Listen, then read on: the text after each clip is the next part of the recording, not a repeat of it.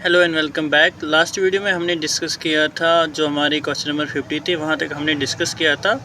सो आज के इस वीडियो में हम डिस्कस करने वाले हैं फ्रॉम द क्वेश्चन नंबर 51। ठीक है। सो इस क्वेश्चन में हमसे पूछा गया है which of the following is a polyglass species gum that acts as a primary example of physiological exudates। जैसे कि आपको पता होगा हमने फिजियोलॉजिकल एक्जिडुएट्स और पैथोलॉजिकल एक्जिडुएट्स पढ़े थे। फिजियोलॉजिकल एक्जिडुएट्स क्या होते हैं या पैथोलॉजिकल एक्जिडुएट्स क्या होते हैं वो मैंने आपको अपनी प्रीवियस वीडियोज़ में जो है आपको बताया है। सो यहाँ पर आपको उसकी एग्जांपल की बात करनी है, यानी जो ये स्पीसीज़ है पॉलीग्लास स्पीसीज़ गम है जो एक्ट करते हैं as primary example of physiological exudate. So यहाँ पर हमारे पास 4 ऑप्शंस है। ठीक है। और हमारा जो राइट आंसर यहाँ पर रहेगा वो रहेगा ऑप्शन बी। ठीक है, दैट इज़ गुआर गम। उसके बाद हमारा जो नेक्स्ट क्वेश्चन है दैट इज़ क्वेश्चन नंबर 52। इसमें पूछा गया है the classification of drugs based on their natural relationship and evolutionary development is known as. So यहाँ पर एक क्लासिफिकेशन ऑफ ड्रग के बारे में जो है हमसे पूछा गया है based on their natural relationship and evolutionary development. उस चीज़ को हम क्या कहते हैं ये हमें यहाँ पर बताना है। सो यहाँ पर जो हमारा आंसर है इस क्वेश्चन का वो रहेगा option B, that is taxonomical classification. ठीक है। So taxonomical classification is basically based on their natural relationship and evolutionary development of the drugs. So इसी तरीके से आपको इसमें पता होना चाहिए मॉर्फोलॉजिकल क्लासिफिकेशन क्या होती है, उसमें एग्जांपल्स वगैरह क्या आता है, और कीमोटैक्सोनॉमिकल क्लासिफिकेशन या सीरोटैक्सोनॉमिकल क्लासिफिकेशन जो है इन सब के बारे में भी आपको पता होना चाहिए। सो इससे रिलेटेड भी आपके जीके एसएसबी के फाइनल एग्जाम्स में जो है क्वेश्चंस बन सकते हैं। So these are the MCQs which help you to prepare for such exams. So next question अगर हम देखें इसमें पूछा गया है क्वेश्चन नंबर 53 में which chemical constituent is essentially present in balsams but absent in simple resins. ठीक है, यानी यहाँ पर हमें केमिकल कॉन्स्टिट्यूएंट की जो है एग्जांपल बोलनी है। केमिकल कॉन्स्टिट्यूएंट जो एसेंशियली प्रेजेंट होता है बाल्सम्स में लेकिन एब्सेंट होता है रिजिन्स में। ठीक है। सो यहाँ पर आप 4 ऑप्शंस देख सकते हैं, जैसे ये 4 ऑप्शंस यहाँ पर दिए गए हैं इस क्वेश्चन में। सो हमारा जो आंसर है इस क्वेश्चन का वो रहेगा ऑप्शन बी। जैसे कि आपको पता ही है कि जो बेंजोइक एसिड है या सिनेमिक एसिड है ये यहाँ पर हमारा जो है राइट आंसर रहेगा। This is a chemical constituent which is essentially present in balsams. ठीक है। उसके बाद जो हमारा नेक्स्ट क्वेश्चन है दैट इज़ क्वेश्चन नंबर 54 जिसमें असर्शन और रीज़न दिया गया है हमें। ठीक है, as you all know assertion और रीज़न को कैसे अटेम्प्ट करना होता है। ऐसे क्वेश्चन में जो है आपको सबसे पहले असर्शन पढ़ना है, उसके बाद रीज़न पढ़ना है, उसके बाद देखना है क्या असर्शन ट्रू है क्या रीज़न ट्रू है। अगर बोथ ट्रू है तो वो यहाँ पर आप देख सकते हैं जहाँ पर बोथ ट्रू होते हैं, और अगर इनमें से खाली असर्शन ट्रू है फिर ऑप्शन सी पे जा सकते हैं आप। अगर खाली रीज़न ट्रू है फिर आप ऑप्शन डी पे जा सकते हैं, और फिर यहाँ पर आप देख सकते हैं इनको अकॉर्डिंगली आपको मैच करना है। ये आपको आना चाहिए अच्छे से। अक्सर बच्चे क्या करते हैं जब असर्शन और रीज़न पे आते हैं पहले तो अच्छे से पढ़ लेते हैं, बट जो ऑप्शन होता है वो रॉन्ग ऑप्शन चूज़ करते हैं जिसकी वजह से उनका क्वेश्चन जो है गलत हो जाए और उनका जो एक पॉइंट है वो वहाँ पर ही कैंसिल हो जाता है और उसके बाद उनको -0.25 नेगेटिव मार्किंग होती है। ठीक है। सो बेसिकली अगर हम देखें यहाँ पे आपसे पूछा गया है कि जो एर्गोट है is classified under the microbial source of drug. Ergot को जो है under microbial source of drug जो है हम क्लासीफाई करते हैं। ये असर्शन है। रीज़न में पूछा गया है ergot is a dried sclerotium fungus Claviceps purpurea. यहाँ पर हमारा जो आंसर है वो रहेगा option A, that is both A and R true and R is a correct explanation of B. ठीक है, और is a correct explanation of A, sorry. उसके बाद हमारा जो नेक्स्ट क्वेश्चन है दैट इज़ क्वेश्चन नंबर 55 जिसमें पूछा गया है which organoleptic property is specifically used to identify the fracture of a bark. ठीक है, यानी इनमें से कौन सी ऑर्गेनोलेप्टिक प्रॉपर्टी हम स्पेसिफिकली यूज़ करते हैं to identify fracture of a bark. ठीक है। सो यहाँ पर हमारा जो आंसर है इस क्वेश्चन का वो रहेगा option C that is texture या appearance. Option C will be the right answer for question number 55, ठीक है।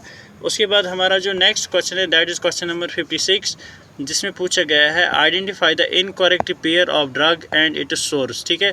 सो बेसिकली अगर हम सोर्स और ड्रग को देखें, सो उसी बेसिस पर हमें यहाँ जो है पेयर को देखना है, बट जो पेयर जो है वो इनकरेक्ट होना चाहिए। सो अगर हम देखें यहाँ पर हमारा आंसर है वो रहेगा option C that is penicillin mineral, क्योंकि पेंसिलिन जो है उसका सोर्स जो है मिनरल नहीं बल्कि माइक्रोबियल होता है, ठीक है, ऐसे हम कह सकते हैं। So option C will be the right answer for question number 56।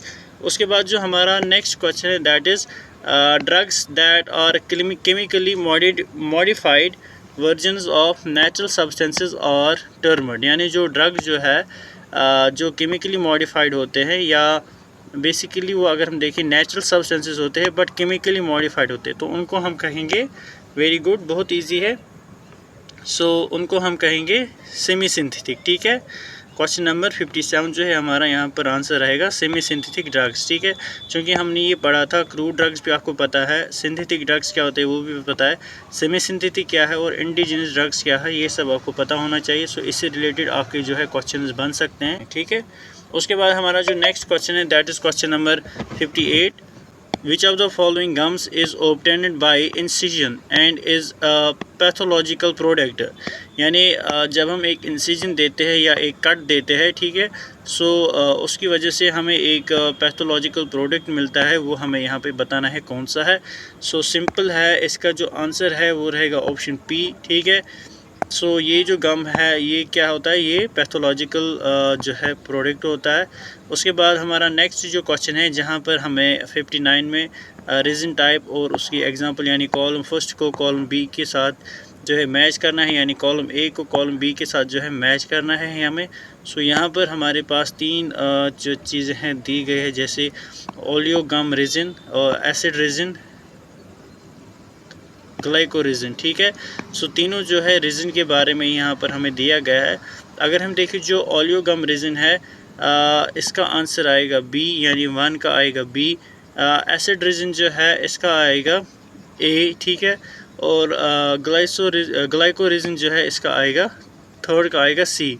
सो इस प्रकार से जो हमारा आंसर है वो रहेगा ऑप्शन ए, ठीक है। आप इसको एक बार प्लीज़ क्रॉस वेरीफाई कीजिए क्या यही राइट आंसर है और आपने क्या लिखा था अपनी जगह, ठीक है।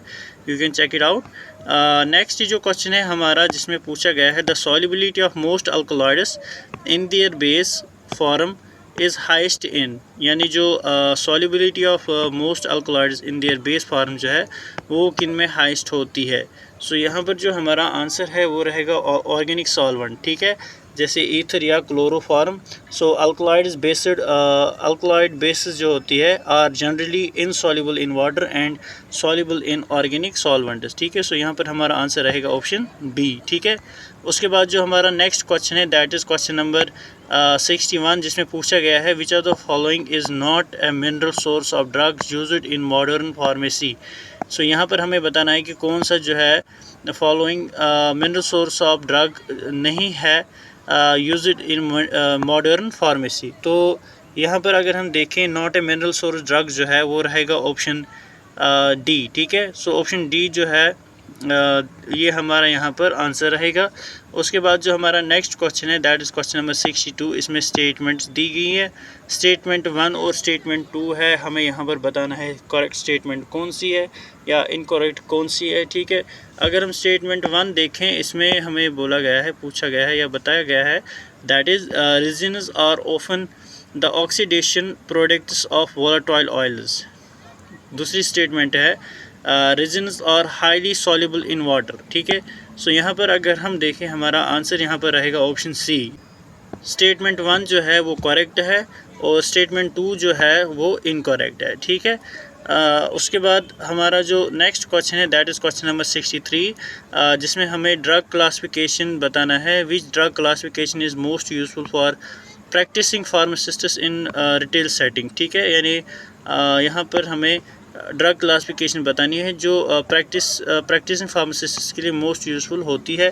तो हमारा जो आंसर है यहाँ पर वो रहेगा option C that is pharmacological या थेराप्यूटिक, ठीक है।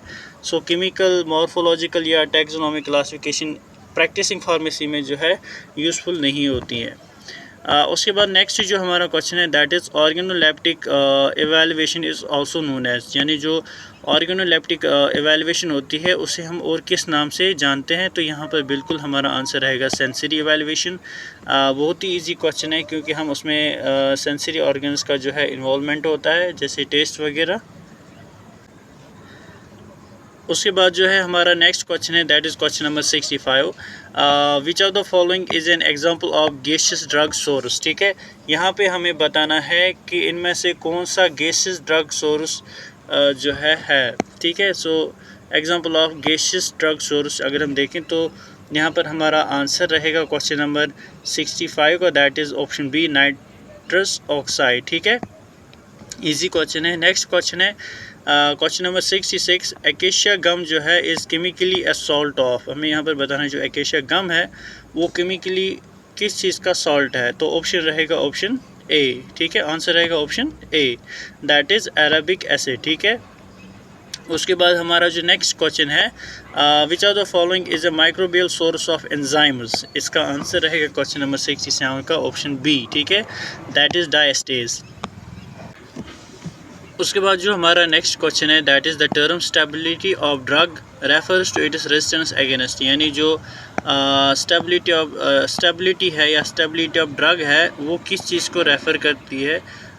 तो यहाँ पर हमारा जो आंसर है इस क्वेश्चन का वो रहेगा option A, that is hydrolysis and oxidation. ठीक है, यानी स्टेबिलिटी ऑफ ड्रग जो है that refers to it is resistance against hydrolysis and oxidation. ठीक है, उसके बाद जो हमारा नेक्स्ट क्वेश्चन है दैट इज़ क्वेश्चन नंबर 69, जिसमें पूछा गया है which resin is obtained from the pinus species. तो इसका आंसर जो है क्वेश्चन नंबर 69 का वो रहेगा ऑप्शन बी। ठीक है, दैट इज़ कोलोफोनी।